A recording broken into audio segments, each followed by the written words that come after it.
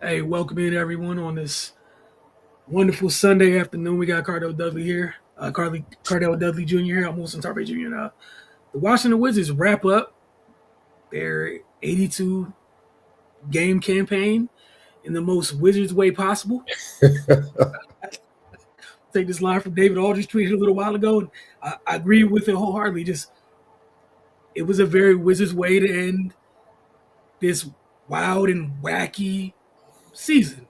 Those are the words I'm gonna use for the moment. But Bub Carrington, let me go ahead and put this up, delivers this improbable game winner for Washington to end the season with their 18th win. Miami's headed to play in, competing to play in and whatnot. But Miami wanted this game. Jaquez Jr. His box score, his the work he put in the box score will tell you that he and several of his teammates wanted this game pretty bad. They wanted to go in and play in, on a high note, feeling good about themselves, because you know how it goes to play him, and you'll be seeing if you get out of that number one seed waiting for you. So, um, yeah, this is just tough, man. And right before this, Champagne, who's been amazing all season, two possessions before this, Miami's up four, left wing, about where he is right now, where Champagne was, is where he hit a three. Then Miami calls timeout, they inbound the ball, and Josh Christopher, who was having a hell of a game for Miami, caught the ball, wasn't aware of where his right foot was. It's a portion of his right shoe was over the line that is over and back. And then Bub does this with the remaining time left. And Washington, they win 119, 118. Also, from to go along with Bub's story going into this game, the biggest thing was he finished this season doing something I think he was the fifth rookie in franchise history to do, and then something that rarely happens in this day and age. 82 games, 82 of 82. Cardell, I'm gonna pass that on to you. Talk about what that means, and we know the times we're in with low management and how people choose to look at the science or whatever, and sometimes players are always in full control of whether they're playing it or not. There's a whole lot of stuff that goes with all that. Sometimes some of them just don't want to play. That's it. 82 out of 82. Your thoughts on that? Well, we know low management is bullshit. Just be frank about it, it's bullshit. If you don't have a lagging injury where it could be detrimental down the road or something you have to manage, like what Kawhi has to deal with, you get out there and play. This time of year, who is 100% if you've been playing major minutes? Your body's taking a beating. You get out there and play. You can walk, you can play. Fine. You may not be 100%. You may be 75%. Well, find ways to still impact the game and help your team win. And for him to be a rookie and to do it out the gate, it's amazing. It shouldn't be amazing because that was the norm back in the day. But in this day and age, it's flat out amazing. It tells you about his toughness, mental and physical, and his love of the game. You know what I mean? You gotta give credit. Got to shout out Vince Williams at Pittsburgh. He built that foundation with him. Because prior to that, he came into Pittsburgh at 170, if that. You know what I mean? And Bub really never lifted before. So the foundation that Vince built with him throughout that 1 year at Pitt allowed him to translate over to the league and do what he's done his rookie year, is play every game. He also didn't miss a game in college. He hasn't missed nothing in 2 years. You know what I mean? I even heard stories of him at practice at Pitt. They would kind of be like, all right, you had enough today, go home. But some of the other players who may not get the same minutes would be, scrimmage and, walk on stuff like that. Guys, 8, 9, 10 guys would, be scrimmaging and whatnot. And they the coaches would go in the office, come back out, and Bub in the game. He done sub one of them out, and he run into that. He loves the game. He loves to play. And it's just a matter of just keeping his body right, which he's obviously continued to do. Otherwise, he'd have broke down. We've seen Bub get banged up when he had to leave the game, hit the floor wrong, took a hit wrong or something. He had to leave and whatnot. And next thing you know, he right back in. And that's the other side of keeping your body in peak physical condition, keeping your body strong or whatnot. You bounce back from injuries a lot quicker than someone who doesn't as well. Or you can take contact and blows that other cats can't because their body's not up to par. And the 19 to already do that and not miss nothing in 2 years. I mean, that that just shows you that just deserves so much props and respect, especially with the season that they've had. We know what's going on with the states, what they're trying to do and stuff like that, but that can wear on you when you pretty much lose more games in 1 month than you did your entire college career. You know what I mean? Like it can if you're a competitor, losing drains you. You know what I'm saying? It's tough to deal with if you're a competitor. So for him to still show up and do his job day in day out and be this young man, I think it's safe to say that the front office is very happy with having this guy to be the future of this franchise, man. You know what I'm saying? Like we could build around him. He's one of the pillars, and he earned that. So obviously going into the draft, they know what they got with him. They know what time it is. So it's just for him to build on things that he's missing in his game and come back just even better. But as for the game, uh, uh, obviously it was a battle of youngins and guys trying to stick and guys hopefully possibly trying to get another job somewhere else if it's not with this team. And then and at the end, it looked like Miami's about to seize it. Look, the Wizards had it for about 3 quarters, and then in the fourth, Josh Christopher and especially Josh Christopher in the full, Bahami has had it going all game. They couldn't stop him. Okay, so let's get that out the way. 41-10-9. Enough said. No, well, 41-10-7. My fault. Enough said. When only 3 turnovers in 40 minutes, he had it going. And then Josh Christopher came up big in the fourth with the 15-point fourth quarter. Keyshawn Johnson out of Arizona, rookie. He came up big, 17 points and 7 of 9 from the field, 2 or 3 from deep, 8 rebounds. He was huge on the bench, off the bench. But the balanced attack of the Wizards, along obviously with the game winner, it helped them just get the edge on the Heat because they won 3 quarters, convincingly. And then the Heat came alive in the fourth, man. And Justin Champagnie, 27, man. He's had a monster year, earned his contract, earned it. He's another one of the young pillars that they need to build around or whatever. Like he's an NBA player now. It's not like G League maybe. No, he's an NBA player. Okay, like he's one of us. 27, 4 and 2, 11 to 16 from the field. He did his thing. AJ Johnson, 14 points, 8 assists. Young fella, his feel for the game is getting better and better. He just needed reps on this level, man. And we all know out of all of them, he's probably the most athletic. So with him just getting stronger and just building up his experience, he's going to be a problem moving forward. Kobe Jones and Tristan Vucevic, they were huge off the bench. Huge. Combined for almost 50 points. Combined for 48 points exactly, 21 rebounds, and 9 assists between them off the bench. I mean, come on, man. Like that type of production you can't ask for. And both of them shot 50% or better. Hell, Vucevic shot 75% from the field.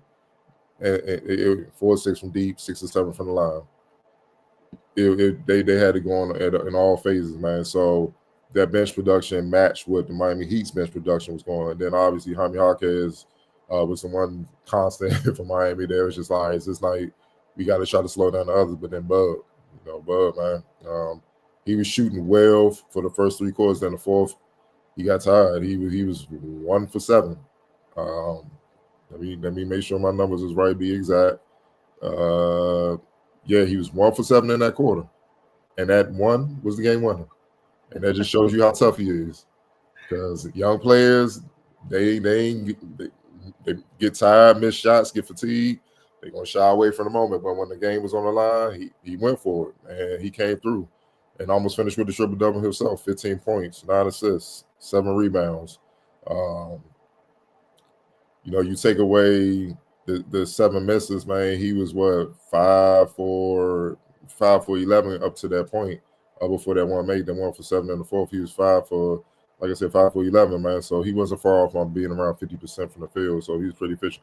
And the thing is, he played 40 minutes, only had 1 turnover. That's the thing I love about him. He don't turn the ball over like that. Man. He saves you possessions, man. He saves you possessions. So he may not shoot well, like in some games this year, but he's not really hurting you because he's giving you defense at both guard spots, hell, even some threes. And then on top of that, he's not really hurting you because he's not giving the ball back to the opposing team. So it's just too many pluses with him, man. It's just that the Heat were hot. They were hot as hell. Everybody was making shots and whatnot. And it was pretty much a shootout down the stretch, man. But the big three from Champagne, like you said, and then Bub, with the dagger, man, the game winner, the walkout game winner, and it's fitting. It's fitting for him to close out the season like that, man. Being the only rookie in the league to play 82 games and being one of 11 players in the NBA solely to be in position to play 82 games. Just a testament to him, man. And, I'm happy to see it's just validation that he was worthy of, being where he was, a lottery pick, because going to his freshman year at Pitt, he was not even on any draft boards. But slowly but surely, he put in work throughout the season, and he did his thing. And it's just another example of, man, if you put in work and you do what you're supposed to do, they'll find you. And he did that, man. So I'm excited to see what he does moving forward, man. But hell of a win, exciting game. Oh, for sure. And you saw, and this is something over the last couple games. We've been seeing what a lot of teams have in terms of their youth is on full display this time of year. And of course, Miami's in the division. I hope Wizard fans that watch today, some of those names over in Miami, get familiar with. You'll be seeing them quite a bit. It's not just the young Wizards that were out there. Per Wizards PR, Bub's 2-foot jumper, it was their first buzzer beater since March 7th, 2023 at Detroit. That was when Gafford. I think there was a tip in from Gafford. And then you talked about being the first Wizards rookie to appear in all 82 games. That was since Jeff Ruland in 1981-82, just to let you know how long it's been. All right. And then he's the first player to do that since Denny did in 21-22, but Denny didn't do it as a rookie. Just want to share that. And then also for Alex Sarr, this is the club he made. I know some of the times when this stuff comes out, it's after we wrap up our recaps. Want to make sure we get back and share this information because it's huge for this rookie class as a whole. Sarr became the third rookie in NBA history to hit 100 blocks, 100 assists, and 100 3-pointers made. It's a very interesting crew of similar frame players. He joins Victor Wembanyama and Chet Holmgren.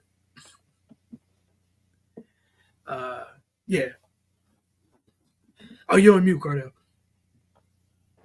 Tall, athletic, versatile, bigs with crazy wingspans. So, yep. It's definitely a specific type. As for today's game, and then we'll get into some other stuff. But first, just wrap. Put a bow on that. We got player of the game. This tough, man. Yeah, this one gonna be tough, man. But we gonna give it. I'm gonna give it to Carrington with the game winner, man. And plus, he was knocking on the door with a triple double, man. So, for Champagne was right there too. Root, but yeah, definitely Bub. Yeah, I definitely took a cop out on this one. I went Champagne and Bub for player of the game. Just Justin Carrington got it for me. You match the names up. It's where we're going today. Doesn't happen without both of them. And then, like you said, I think the biggest thing, and we've talked about this several times, you're not supposed to play that clean of a floor game as a young guard, and it's gotten over. It's one of the things that gets overlooked today. But though that matters. Carrington's not the only one. There's a couple other guards in this class that's an important part of leading a team, running a team. Often forgotten. People talk about what it looks like when people aren't able to do those things, but I'm very impressed when you're able to do that with your head swimming your rookie year. Yeah. But if you're able to do that, not only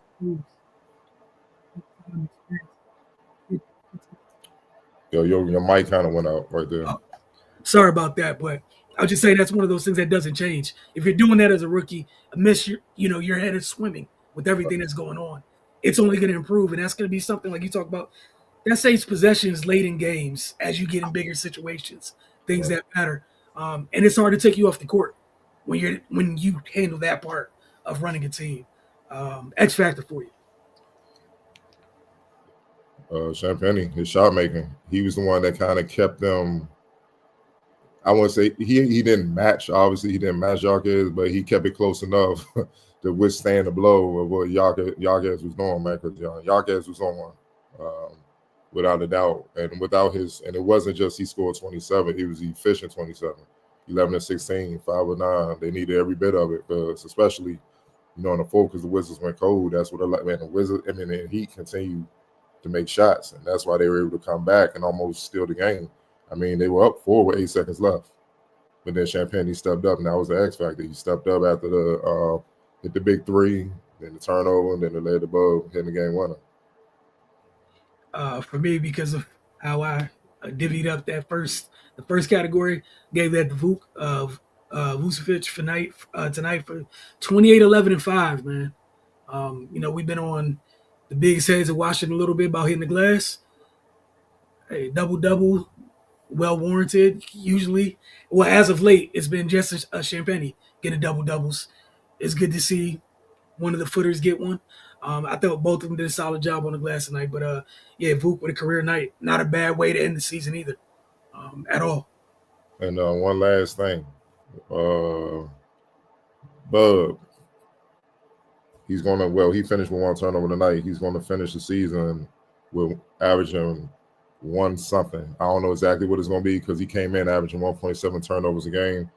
He's gonna finish the season only averaging one turnover a game. And this is what I've been saying. A lot of people kind of make excuses for guys that handle the ball a lot, that be on the ball a lot when they averaging 4 or 5 turnovers a game. Like, that's tough to overcome, bro. Like, because you got to equate to other guys getting a couple of turnovers here and there as well. When you the primary ball handler, you giving it up, man. What if they scoring all 5? That's 15 points right there, minimum. You know what I'm saying? So, 10 points minimum, but if they hitting threes, it can equate to about 15. You know what I mean? So it's just tough. It's just tough to deal with, man. But yeah, for all the point guards, the primary ball handlers on the Wizards, he had the best. He had the best assist to turnover ratio, man. So you gotta give him props, man. He came through. Nah, that's incredible.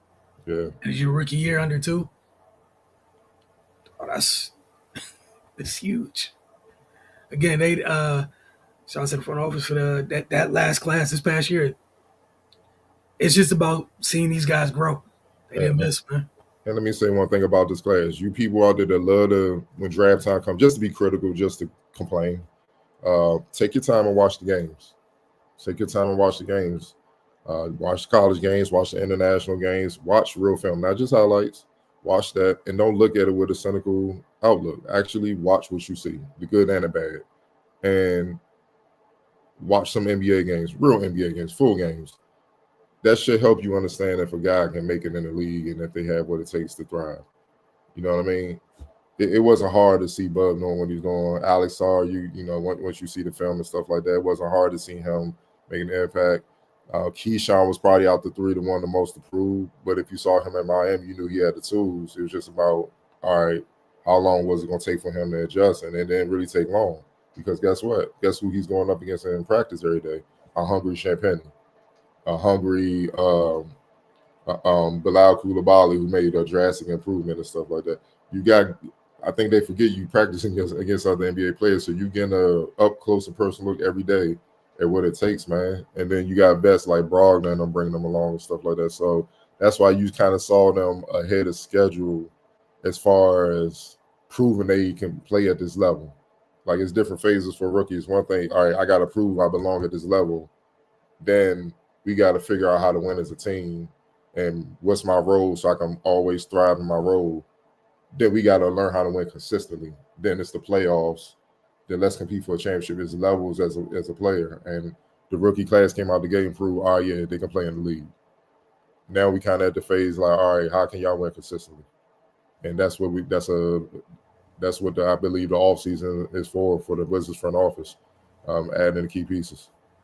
Yeah, and that's a perfect segue. Is the foundation's there is what you do with it from here on. And Bilal's a great example of, he wasn't this class, but he was the first pick of this new regime. And before getting hurt this year, he had taken a step. Everybody follows suit. They're gonna be just fine. And just real quick to run down these ages of what they have here. Justin Champagne at his ripe old age of 23. All right. AJ Johnson, 20 years old.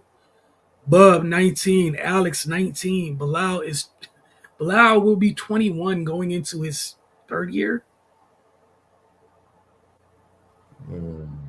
Yeah. So he's 20 right now. Vucevic is 22, and Keyshawn is 21. Young core, man. That's what I'm saying. But and that's why you need the right people around. You can't just bring them wrong. You gotta keep the. I like what this young core is about, man. They're competitive and they fight, and they're professional. You can just tell. So you want to keep that freshness and that energy in the building, man, because you bring in the wrong type of people, it can turn into a cancer type of deal, and it can stunt all that. You know what I mean? Oh, for sure, it can go from something promising to what did they do with that opportunity? How did they waste that? And that's what you don't want. So we'll take a couple minutes today, looking what the Wizards have coming up this offseason. Obviously, they would love to get the number one pick. That said, you got the expiring contracts. We just finished talking about the ages of the core, the age of this core, which is crazy when you think about it. And then, I mean, honestly, coming off, I mean, if you're a Wizards fan, I would say you should feel good about wherever they land in this draft, considering coming off these past two drafts. Like front office giving you a little bit of has earned a little bit of a good favor through the first two drafts of the regime. Um, man, I'm interested to see what they add. You're talking about what they should add. What are the type of vets, or do you want to start with draft that you want to surround this score with, or add to the score? So I think I read somewhere, I could be wrong, that the Wizards, their first pick, is top 6 protected, right? So it I is. believe so. Okay. I believe so. I saw a top 6. I also saw something where they're pretty much picking in the top 4. So, okay. So let's just say top 6 just to be safe. Let's say right. they're guaranteed to be in the top 6.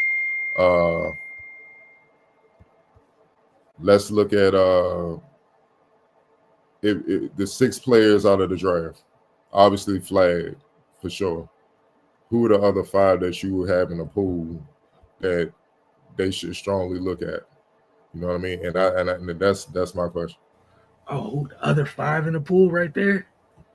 That's I know off top. Dylan Harper's one that you have to look at. I'm trying to think that high. Hey, 1 second. Make it easy for myself. Or do you want me to go while you? Oh, you could go and then I'll jump in.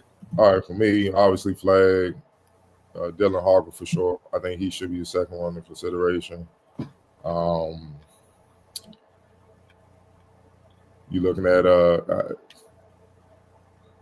Ace Bailey is up there, but they have so many talented wings. That's what I'm saying. They don't really need him unless we just go on best talent available type of deal. They don't really need him because they already so stacked on the wings, man. I know some people. I know some people are throwing kid from Baylor, BJ, but I don't think they need him either. You got AJ Johnson who kind of fits that mold already. You see what I'm saying? So, you got the Jeremiah Fears, obviously another 6'4" guard out of Oklahoma. That's another one that they assuming going to be in the top 5 to 10 picks. For me, well, see, it's all predicated off the free agency. So, Kispert, what's the deal with him? Are they going to keep him? Because I believe his contract is expiring, or they got the player option type of deal. I think this is what. And we look at it. Yeah, his 3rd year. He just completed his I think this is an option year. So, what is his contract situation? That's the thing. What are you talking about for Corey? Yeah, for Corey. No, he signed. No, he's locked in. Okay. His option doesn't hit till after 27, 28. Okay, they signed the extension. I figured that, so I was trying to make sure. Well, there you go. We'll try to help you out a little bit. All right, cool. So they don't need. So, and I'm saying that because the kid from Duke, Knuckle, right? He's kind of in that mode, so that eliminates him. That's what I'm trying to say. What they have and kind of, eliminates. we also agree that you need big. So what about Asan Newell out of Georgia? But the thing is, he's super athletic. He's super athletic. You know, another rim protector, whatnot. Um, Lob threat, run the floor, similar to what you see with Keller Ware. He's in that mode. He's not as tall as Keller Ware, but he's in that mode. But he's still light. You know what I mean? He's about 220. He need work physically as well. You know what I mean? Like, do you want to go that route, or do you want somebody, a grown man, in there? See, and I'm happy you brought this up because as it pertains to what the Wizards actually need, those are two different. Those are two totally different things versus where a lot of people are. Like you said, what are the top talents? They're plugging stuff in, and it's about um, fit and need. So like you said, we start talking about the bigs. I need 250 plus in here. Okay. You So know if what you I'm going saying? that So route, so I'm if you thinking going that about route, big fella at Duke. Now I'm thinking about Danny Wolf, things of that nature. But I don't know if do you swing that high, no, I don't think you swing that high for Danny. No, right? not like Danny. But so if you say 250, what about the local kids? Derek Queen. Do you take? Do you? Would that be your first pick if you don't get flagged? If you kind of fall further down that top five, like 4 to 5, 4 to 6 range, do you go take a chance on? Do you go Derek Queen? Keep him at home. I think it would have to enter that discussion if you're that high, because like you said, love Danny. You don't take him in the top five. You don't do that. And Um, Derek, you also got to understand, play high school with Bub. He was at St. Francis once upon a time with them, so that could be a connection. And also, Derek Queen, if they get him in super like NBA shape, that's different than college shape. If they get him in NBA shape, yeah, like offensively, he's special. The only question mark for me for him, can he defend at that level? Because see, now you ain't the biggest guy on the court no more with your skill set. So now, especially in the East, Karl Anthony Towns, Giannis, uh, Evan Mobley, Paulo Banchero. See what I'm saying? Like, and then the other thing, the way they play defense, like their bigs end up in space a lot. Um, yeah. so So he got to that be able to move, and that and that's the other. That's why initially it wasn't part of my consideration. Where it's not a talent thing. It's that part of it because we're thinking about what needs to come in here, and we know kind of how we see stuff, how they do things. The bigs end up in space. Alex and Tristan end up in a ton of space at times. Yeah, we know they need to beef up or whatnot, but end up in space. okay. So, but So so he's not in the top. You don't believe he should be in the top 6 for the Wizards? Derek Queen. I think he's in the top six. So you will put him in that group. Okay. He's in the top six. He's just closer to the bottom of that group for me. Like Okay. if you end up in that situation, I'm gonna say this: the talent's the talent, which is why he's in that conversation, right? You can't we can't do that for me. You can't erase the talent, but then the other variables become is why it's not at the top of the list for me because you Okay. can't fully control those things. But the talent, you have to be in the conversation. And also, he's not a rim protector. He's crafty. Like he'll block shot, but he's not a rim protector. So cool. Now let's go a little bit down the highway on the other side of town. You got Thomas Sorber. Now he's injured. He's coming off an injury, but he's another 6'10", 250 standout freshman. Led the Warriors and scoring rebounding. He's more what you're saying. A big kid, more low block, big beast. Queen has that build, but he's more perimeter oriented. He can go on the block and go to work. Like he can kill you from the mid post. He can kill you from the low. I'm talking about Queen, and he can kill you facing up. Sorber's more of a back to the basket, pop out, hit the traditional, hit the mid range, rebound, rugged big. He's more along the lines of what you're saying. Do he need to be in that top 6? As long as the injury stuff checks out, I think he does. Okay, so that's 5. So okay, so you got Queen, you got Sorber, Flag, obviously, Ace Harper. Bailey. I mean Harper. Do you put Ace Bailey in that 6, or you leave that alone because of the wings you have? See, like that's the tough thing for me is if I'm gonna Okay, put Derek in there because of the talent, like I gotta leave Ace in that group okay. because of the talent. So that's Ace. So Ace, Flag, Dylan, Sorber, Derek Queen. So who's your 6? So Those that's five, 5. right? That's And then 5. So the five, That's 5 out of 6. Do you look at Big fella from Duke. yeah? Do you look at him? Do you look Yeah, at him? 7. I can't ever say his name, but Cayman um, Maluk. yeah, Gamer Maluk. Yeah, he's in that conversation for me.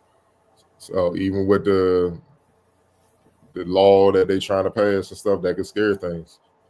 Because now Yeah, maybe the that's NBA have the resources to be like right. he exempt. He with us, Right. they can You're put a right, big but but that's the actual thing where you got to consider. So yeah, I mean, but put that aside, just and off put his that talent, aside, yeah, I think you have to be in it. Like those are six. active 7'2", healthy, willing to do that stuff. Like yeah, that's. Okay, cool. So those are six prospects. So um, Let me hold on. Let me go ahead yeah, and go ahead, just write Tyler. that. I just want to type it down so we have it. So all right, So obviously Flag, all right, we got Flag, Harper. Harper, Bailey, All right, Queen, mm-hmm. Sorber, And and then Maluk. Maluk. Got it. Okay. All right. So what order? See, that's obviously Flag is number one. If they get the number one pick, Flag. If they get number two, who? Dylan. Yeah, for me, the order, I run through it, and then you can move stuff around from where I Okay. have it to get it in my mind. Cool All with right. that. I put on the scouting head for this. So Yeah. all right, Cooper, obviously if they get the number one pick, it's Cooper Flag. without a doubt. Um, Dylan Second pick, Dylan Harper, because I is believe him is above in the backcourt would be nasty. And mm-hmm. he's ready to go. He kind of come from a similar pedigree. Obviously, Ron Harper being his father's mom who coached him. He's just ready to go. And they both could play off one another. They both run the same side. So, yeah, that backcourt could be nasty. They could play together. So, what's next? The third. Ooh, I'm gonna take fire for this, but it's fine. Maluk, You want to put him third yeah, we're talking about for the Wizards, right? for the So Wizards? for the Wizards, Maluk, Because I think what he brings as far as he can run the floor, run protector, rebound, and finish, set screens, he can help them tremendously defensively. What they need, like they don't need a lot of shooting, they don't need a lot of versatile, they don't need guys on the perimeter. They got Sar to do all that big man versatile shit. They need a big and down there that can mix it up. And he's a legit 7-2 rebound, all that, and with Bub and all those guys and the way they can spread the floor, it'd be ample opportunity for him to do what he do. Come in and be trying to move around a double. Just keeping them healthy and whatnot. So, okay, I'm with that. Maluk third. If they get the third pick, okay. and again, this is not talent, folks. It's just when I'm thinking of turn the Wizards fit. Um, oh Lord, I'm going Sorber, Queen Bailey. So we're playing Bailey. Okay. Yeah, All right, and again, it's not an indictment on talent. I'm gonna keep screaming this, but that's where I'm at with it. yeah, I ain't mad at that. You know what I'm saying? Like, because it's about need. It's about need. And really, the only one out this group where talent just overrides it is Flag. It's just like it don't even matter. Yeah, Get him. But yeah, I will go with that, man, because that's what they need, man. Even with Vucevic. Now somebody might be like, man, why don't you get Quinn? Because Vucevic down there, you know what I'm saying? But it's gonna take time for them to build up the bulk and stuff like that, man. You know what I mean? So, and maybe let's say Maluk, let's say you draft him third and he's not quite ready, he can come off the bench for a while, and then you can have Vucevic right there. Pair him in the front court if you need it to be that way. You know what I mean? So, um, yeah, that this top six, those are the six. I'm not mad at those picks as well, man. yeah. I just think, like you said, with the versatility, you got the luxury of two of your three. What if the pick is a big? Two of your three young bigs are going to their second year in the NBA, which is great. But for the two rugged bigs, they bring something the other two don't have currently, and you can mix and match them however you see fit, depending on the night as you need until it's going to show. It's going to work itself out. Who needs to Which be in there? includes also,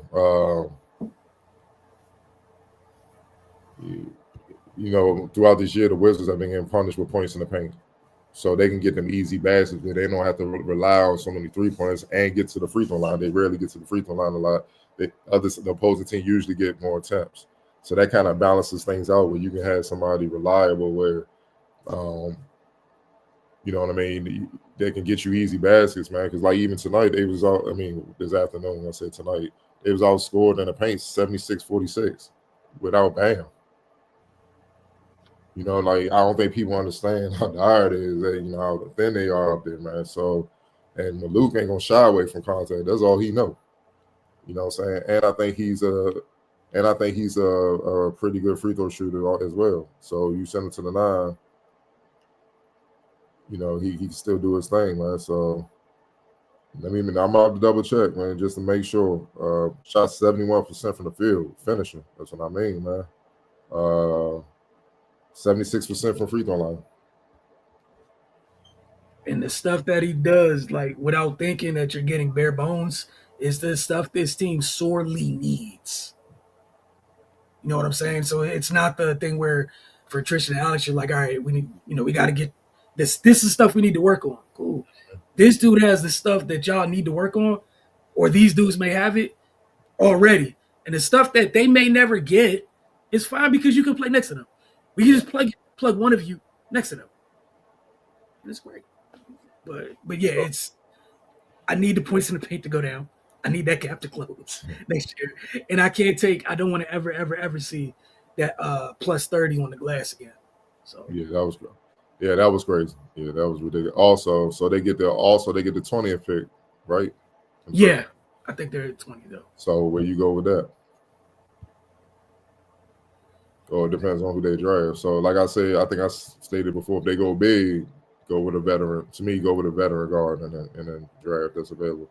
If they go get Dylan Harper, get a veteran big. Mm-hmm. So if you draft big, get a veteran guard. If you draft guard, get a veteran big. Just do the opposite, but get somebody with experience to help that's ready to go that late in the first round. Right. Not another project unless something drastic happens, like Ace Bailey fall And down. then you do what you got to do, and we call it a day. That's not your fault. That's not you. If Ace Bailey fall down there, something crazy happen, yeah, get him. You know what I'm saying? Y'all bugging. We'll make it do what it do. You know what I mean? But yeah, so let's say, all right, they draft Dylan Harper with their first pick, second pick. That's when you kind of look at Danny, or if one of the Queen or Sorber drops down that way, or well, I say somebody kind of experienced, ready to go. More so, I like Johnny Broom or Danny, a big that's ready to go. You know, that Right. has experience and ready to be a pro. Because if the person you draft prior or first isn't quite ready, all right, you got an insurance policy or whatnot, you can kind of get production out of him. You know you can. So let's say if they go big, you get a Flag or somebody like that, or Maluk or Queen or something like that. Now, I'll be looking at somebody like a Walter Clayton or maybe Chaz Lanier from Tennessee. I just think you should look at somebody with experience, man. I like the Chaz Lanier thing from Tennessee. If you have big early, like yes, get someone who's played a ton of minutes in college, where I can understand what my role may be, to come in and you hit the ground running. Exactly. And understand how to play. Right. There you go. They just understand how to play. They just need a few reps in the league, and then they're gonna be ready to go. That's if you go big. Now, if you go guard, then like I said, you get the big. You got Danny Wolf down there. You also got the super athletic kid from UAB, 6'9", 250 kid, Yaxel. A lot about him. Georgia Tech, but he's still kind of on the thin side, 225, but he talented as hell. Bay and Nargo, if he enters the draft, 6'9", 225. He's a sophomore. Down like later on, I'm sorry to cut you off, but I wanted to get your thoughts on big fella from Creighton. Carver. What's his name? I know you're talking about Ryan, 7'1" kid. Yeah. Kalkbrenner. Kalkbrenner, there you go. Yeah. He's talented, he's skilled, but I don't know if he can run the floor good enough to keep up with the Wizards. Okay. That's one reason why. I mean, you can consider him. You can consider him maybe for the second round because I think Washington picks 32nd in the second round. They Okay. got a couple second round picks. Well, right now, but unless they got to trade him. But the 32nd pick, maybe you Okay. can consider him. But like I said, do you really need that? Because you still got Boot. So Right. now you got Boot. If you go big, you got Boot. You got Sar, obviously, and if you go with a big, you got a third big. So with the second round, do you go that way or do you just go best available talent? I think in the second round you go best player available in the Yeah, second round, and because whatever it is, it's if it's adding to your depth, it doesn't truly matter where it adds to your depth. It's just to strengthen your depth. right. So if you look at where the Wizards are weak at, pace is good. They still struggle to score. I'm just looking at where they weak. 3-point shooting. So you might just want some more 3-point shooting. Now, obviously, that they were hurt because Kispert got hurt um, pretty much a little after the All Star break. So, but do you go shooting? Do you go defender? Because they were poor defensively as well. That's what I'm saying. They need a lot. They need a lot of pieces. So they need a lot of talent in different areas. So do you go defender? Do you go rim protector? Do you know, or do you just go, yo, we're gonna go with the best talent available? I think in the second round they have the luxury of just taking the best talent available. Okay. You just let the board talk to you in the second round. But I'm on board with you in the first and with the first two picks. Mm-hmm. Whatever you do at the first at the higher of the two, flip it for the second one, and you're Yeah. good. But for the second round, yeah, I just think get a talented player in the building that can help you in the second round and go from there. Because if Carl Brandon, look, if he can change the floor good, and he's not the most explosive athlete, man. You know how they go in the league, man. Bro, can't be can't Can't be be that big and, and stiff and can't move, man. The yeah, Giannis, one step, they dunking on you, bro. can't be both. So yeah, it's tough. But yeah, I think that's where I would go. I think that's the best place So to navigate the draft. right. So then you head into free agency, and this is where it gets tough because, well, what free agent will want to come with the Wizards? Obviously, you won't look at no stars. So you got to see some. Do you look at role players? Uh, I mean, technically, your one of your free agents would be the dude who didn't play this year at all. It's Sadiq Bey. that's true. And I he's know part of the that's wing cheating, thing. but yeah, He's part of the wing thing I'm talking about. That's why I was like, Ace deep Bailey, as hell.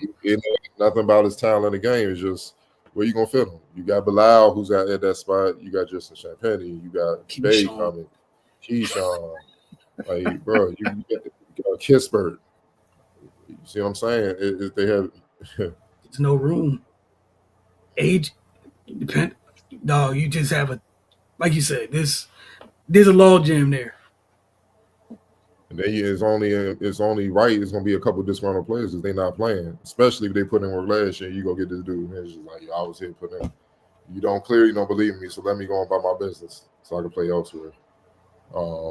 That's gonna seep in, but I mean free agency. So okay, based on where they at, you draft, all right. So Mm-hmm. set the draft, get a big and a small, get the best available talent. Okay, where do you go from there to try to bring in? Who do you try to bring in? And it got to be the right type of vet. Do you That's still go to try to shore up their front court? Because I feel like they're gonna be loaded on the perimeter. dude. I would continue to add to that front court until you don't have to anymore. Um, Okay. that's kind of where I'm at with it. Now it's easier said than done. I don't know what type of vet you find to come in here, where like that's your role. Ideally, you might be behind three young bigs. Do you go with how do you the four or the center? Because like okay, obviously LeBron's not coming. He's the top free agent. Um, four. Then you have Julius Randle. Minnesota. He's with Minnesota. John Collins. Do you try to add him, or do you think he wouldn't be good for the locker room with him entering his prime? He probably looking to be the focal point or be on the winner. What do you think? I think that's the tough part. Is I don't think you one for someone who might be in their prime, you might have to overpay, and then two, for where you are with this core, I'm not looking to sign anybody that you got to understand. Like you're adding to the core. It's not the headline. You know what I'm saying? Like that's the tough part. So I think that kind of takes you to the margins a little bit. Okay, so do you go after like a Precious Achul from the Knicks? He's 25 and he rugged, athletic. You see him dunking on everybody as is. Do you try to snatch him from New York, bring him in, add some toughness and muscle inside? If he's cool with the role, I have no issue with it. Because I think that's one of those things throughout the year. It's young bigs. They're going to get worn down, right? Also, there's some games where dudes like that just change the flow of a game with their energy and their intensity. And it's a hell of a tool to have to be able to go to that versus being down 25 on the glass right now one night, looking over there, and there's nothing to throw in the game to change that at all. Okay, cool. So, right, because I'm looking after Precious Achul, like Dario Saric, he's 31, probably don't want to move there. Jake LaRavia, nah. Markeith Morris, 35, he's at the end. Nah. James Johnson, he's 38, he's at the end. No. Isaiah Jackson, 23, he's more of what you already have.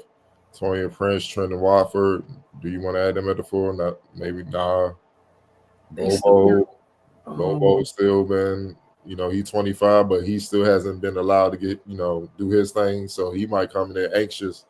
You feel what I'm saying? So Yeah, after that, it gets kind of, skim at the four. So I think Precious is something you go after. And when you look up from there, from the guys that are, from their pay grade who are more coveted, you can obviously start with LeBron, Julius John, Dorian Finney-Smith. I can't imagine the Lakers letting him go. He's a key piece. He's playing well for them. You just let Marvin Bagley. You just traded Marvin Bagley, so you can't go back on that. Chris Boucher is 32. Bobby Portis is 30. I can't see him leaving Milwaukee. Or if he does, he probably going to go to another team ready to win. Larry Nash Jr., I don't know if he moves the needle for you.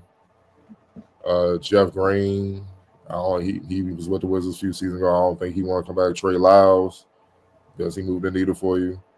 Jonathan Kaminga, again, he's in that wing mode that you already have. So I don't, and he probably looking to rock out for once if he does leave on the state. Plus he's restricted anyway. So Precious probably the best four you can go after. Being the age and he's understanding his role and he won't cost you too much, and he actually brings something to the table that helps what you have, which is toughness and muscle and athleticism, defense and rebounding. So he checks all the boxes of what they need based on where they're at now. So heading into the offseason. So yeah, all right. So Achul will be somebody you go after. So now, do you look at a center though, or do you be like we good with Vuk and if they draft a center? Or do you look at the center? Because right now the center crop is pretty stout. You got Brook Lopez, he's 37, he's up there. I don't know if you go after him, but Clint Capella, he's 30.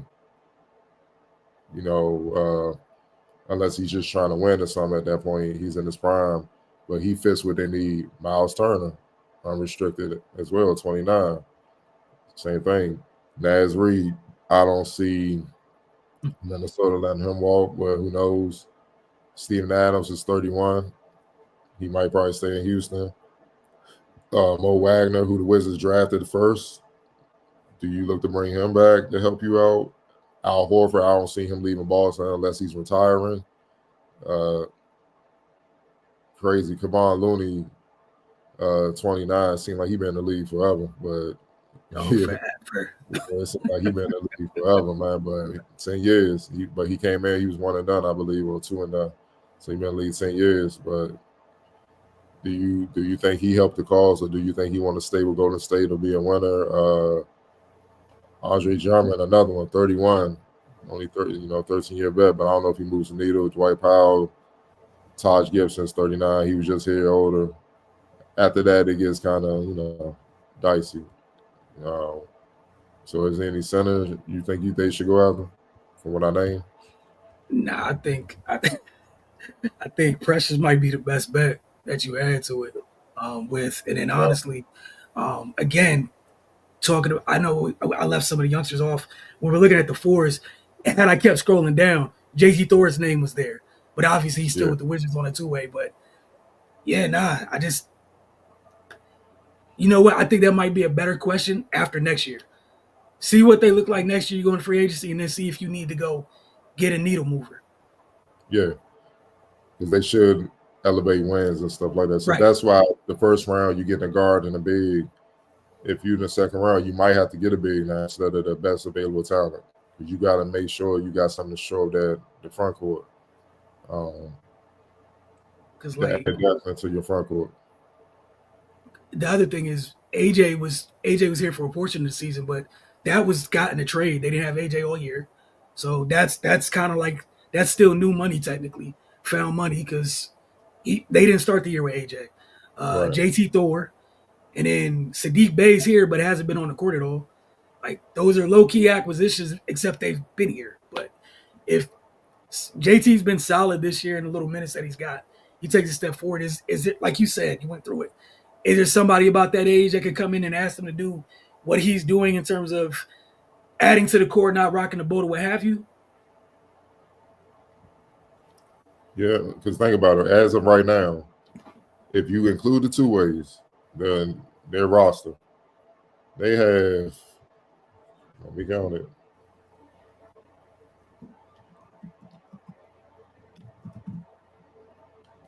They have 13 wings and guards. 13. Then they have 3 power forwards, and they have 2 centers. And one of the power forwards is JT Thor, who's a two-way. The other 2 power forwards were Sean Holmes and Anthony Gill. Then the centers is a two-way, Tristan Brooks and then Sar. That's it. Like you got to get some front court help. Like that's essential. So and you need some big, like they're big, like they're on the sides, like their biggest big is Rashawn Holmes, 6'10", 235. And he even looks small compared to these big when Giannis come to town, when Karl Anthony Towns and the boys come to town. The Twin Towers out in Cleveland come to town. Obviously Embiid when he's healthy, you see what I'm saying? So hell, I mean, damn. Kid from Mark Williams, he coming in here getting Yeah. 20 like he moseying along every game. Hey man, the exception for me is that first pick is the exception. After Yeah. that, we taking bigs until we don't have to until you don't question it anymore. But like you said, what is that like 80% of the roster is guards and wings? Right. But outside of Flag, who's worthy of being like if they get the second pick, who's worthy of being number 2 as a big? That's That's tough. Like you really got to hit. Like you can't mess that up. Like he really got to be ready. Like Sar produced. Okay, cool. You drafted him number 2 and all that. But I'm like, what big in his draft can you really trust to come in and be ready in all facets at number 2? Because number 2, that's a franchise changing pick. right. But you do have guards that potentially can be that. So it's like fine. And we said like Marcus Smart, Brogdon, like Kobe Jones, Jalen Martin's a two-way that's on there. Chris Middleton. Some of them guys are not going to be here next year. Right. So you're going to have openings for that guard spot. So like that's why I'm like, Dylan Harper is probably the next best thing. So let's get your front court of the future, him above. And Poole's still there, but that like let's short it up because Poole, you don't know. Hey, you take care of what you got to take care of. Like you said, get your backcourt in the future. Yep. The other stuff is straighten itself out, and then you attack that front court until you don't question it anymore. Yeah. So second pick, Ryan might be in the running just to have some size and he can stretch the floor. He can, he's just not the most athletic, mobile and stuff like that. But hell, he can be in the running. And that's the other thing is, I think that's the one, it's a need, and then two, ideally you want your big to be able to be similar to the other ones where they're mobile, playing space and everything. But at the same time, because of how strong of a need it is, if you are maybe not as mobile as some of the other ones, but you're able to do the whole rebounding and protect the rim thing, hey, the other four dudes, there's chances are the other four dudes on the court for Washington, they'll move around enough to short things up for you if you can do that thing. But yeah, yeah, I'm with you. Yeah, it's Cooper, Dylan, and bro, the front court has to be like not even. I'll be specific. They got to address the five. Like it has to be addressed. Like, depending on how he plays, do they have another second round pick? Give me a second. I want to say yeah. Because I think they got a second one late. Because there are bigs in this draft that can fill a role, like a need. They won't be stars, but they can help your team make an impact. 1 second. Wizards 2025. Let's go see.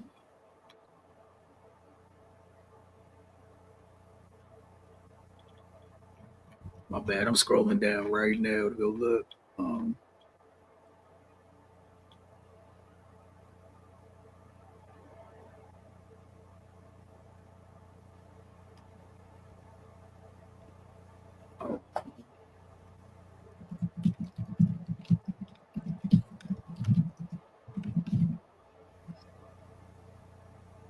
Okay, they don't have a second round this year.